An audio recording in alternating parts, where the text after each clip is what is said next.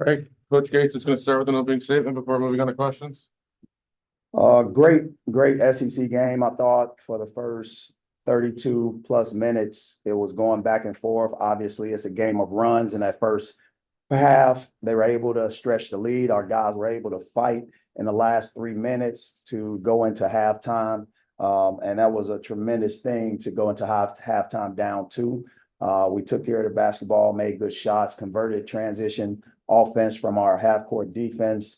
And ultimately, that gave us momentum. But in that second half, we wasn't able to get the lead. I thought we had multiple opportunities to do such, but that's sometimes how the ball bounced. And obviously, we kept them out of transition for the most part, but they made some tough half court shots with our guys right there in the stands in their face. And I credit our guys for playing so hard. They did a great job in preparation. Our staff did a great job in preparation. And ultimately, Alabama got the win. Questions for Coach Gates and Nick Honor? Coach, did you get an explanation on the double tech? On a double tech? Yeah. I guess the referee saw a double tech.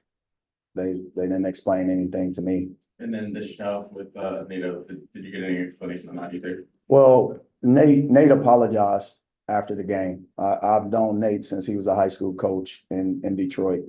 But I just posed the question, if that was players in a huddle with a hand on an opponent, what would take place?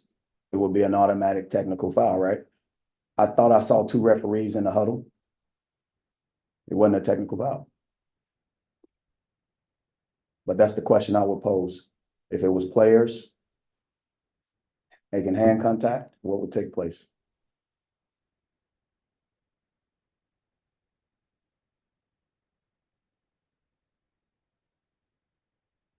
Just the overall physicality and chippiness of this game. I mean, what was behind that, do you think? The chippiness, There's the physicality. I thought both teams was playing hard. Ultimately, our guys played hard. They played hard. And that's what the flow of the game presented. Ultimately, during those situations, you would want the ball to bounce in your favor, get more baskets or more free throws, but that wasn't the case. We came away with 0 free throws in the first half. You said it was a chippy game, right? Right? You said that, right? Yeah. Correct? But we shot 0 free throws in the first half. So I don't know. Question in the back. Yeah, Coach, 19 points for Bates and 18 for Honor. Just talk about the performance tonight. Well, I thought Tamar Bates have been shooting the ball at a high level throughout the season. He's shooting 50% from 2, 50% from 3, 90% from the free throw line, and his stats are showing. I think he's playing with poise. His teammates are finding him in the right spots. He's not forcing anything other than that last shot that he missed that I thought was an opportunity for him to get to that line, but he wasn't able to draw the foul. You got to be a little bit more strong in there. Nick Honor, obviously going 4 for 9. I know he feels good to see that ball go in, right, Nick? Feels good to see that ball go in a little bit. I thought he had a level of focus to him. But, being a coach's son, I think Nick is more critical on himself. He's worried about those 2 free throws he missed and ultimately trying to come out with a win, which we did not. So Nick and Tamar played great, tremendous basketball. Another one in the back. Coach, since the time you've been in Missouri, how would you say your program has grown since your time? That's a good question. I appreciate that question.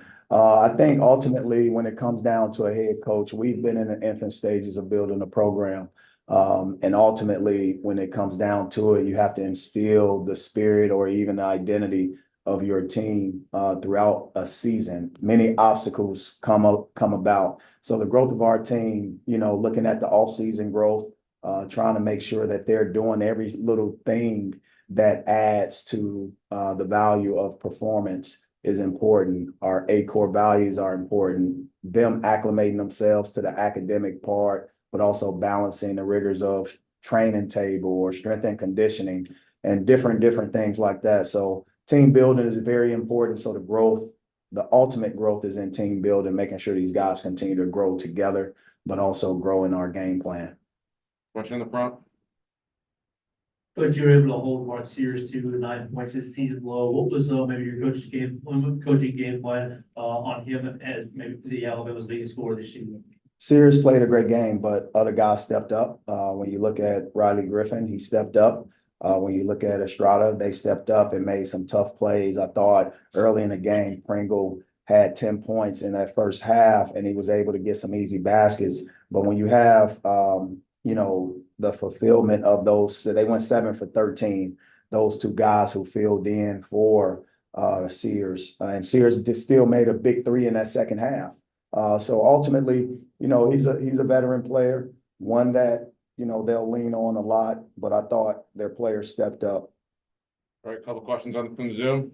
Coach, as far as East goes, we saw him kind of have an off night, and we heard Tom Hart on the broadcast say he wasn't around for shoot around last night. Is there anything that you saw about East's performance tonight other than it was just a bad shooting?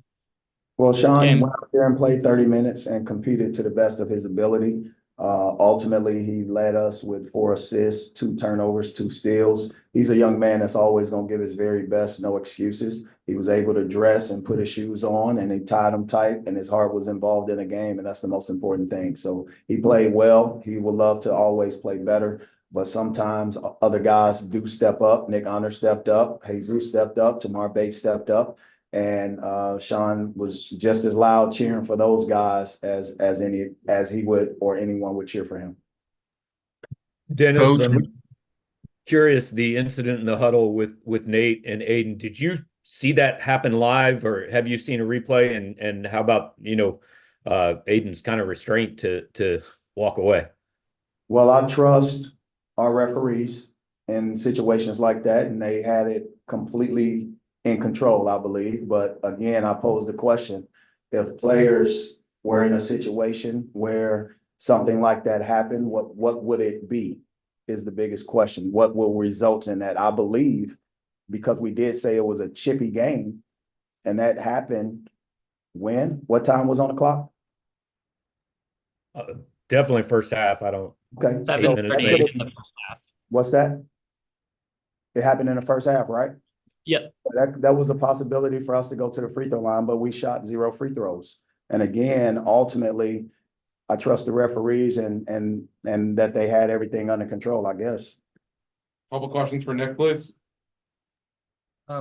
Nick, coach talked about, y'all played a pretty good 32 minutes. What do you think changed down the stretch there that allowed Alabama to pull away?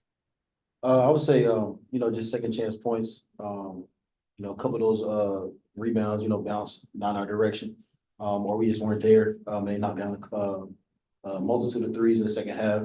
And with us, it's really just little stuff. Just that, little small window. As you can see, game was right there with 8 minutes left, and then they kind of busted the lead open. So I would say just, second chance points, and just the extra efforts.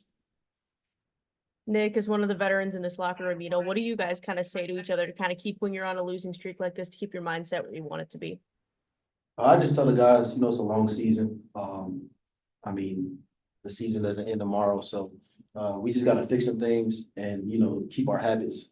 When you're doing good habits, they don't always, the results don't always show up right away. So we're just going to keep, chopping wood, carrying water, and we'll be successful. One final question for Coach or Nick. Coach, what kind of went into the decision to start Connor Vanover, and how would you also, evaluate Jesus Carler or Martin's performance?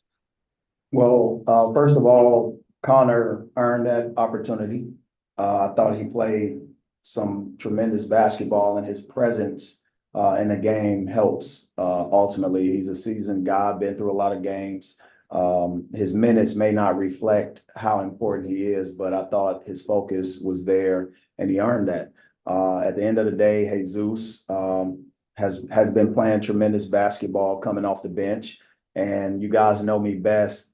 At our, when we're at 100% and we have depth, we have multiple guys coming off the bench with the ability to score in double digits. Jesus provides that. Outside of that, we don't know where it will come from. And ultimately, we got to play shorthanded, but we're playing. Our guys, we have no excuses. Our guys are out there practicing every day as hard as they can, and they're performing and giving their very best. And we're going to continue to challenge each other. We're going to stay positive, and we're going to do it without pointing fingers. We're going to do it in a honorable way. We're going to play very hard, and we're going to compete at a high level, and we're going to do it in a respectable way. Again, I'm proud of Aiden Shaw and his ability to restrain himself and his teammates' ability to restrain themselves. But again, Nate apologized after the game. All right, thanks, Coach. Thanks, Nick. Thanks, MIZ.